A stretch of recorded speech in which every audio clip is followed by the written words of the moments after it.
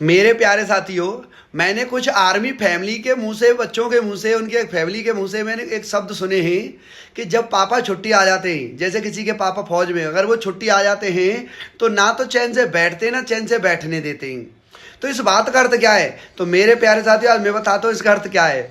होता क्या है कि जब आर्मी वाला भाई, जब कोई व्यक्ति किसी की आर्मी जॉब लग जाती है और 2 साल बाद जब उसकी शादी हो रही होती है ना, और शादी हुई है और दूसरे दिन ही फौज से ऑफिस से बुलावा आ जाता है, आ जाइए आपकी छुट्टी खत्म हो गई है। तो सर अभी तो मेरी शादी हुई है। नहीं, कुछ नहीं, छुट्टी खत्म हो गई, आ जाइए आप, लड़ाई होने वाली है।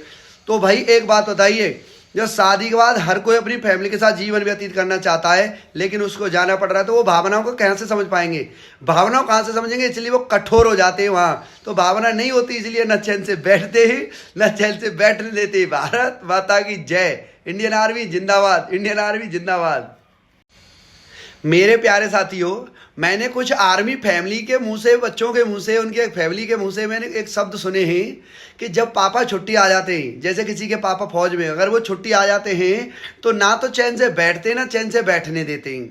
तो इस बात का अर्थ क्या है? तो मेरे प्यारे साथियों, आज मैं बताता हूँ इसका अर्थ क्या है।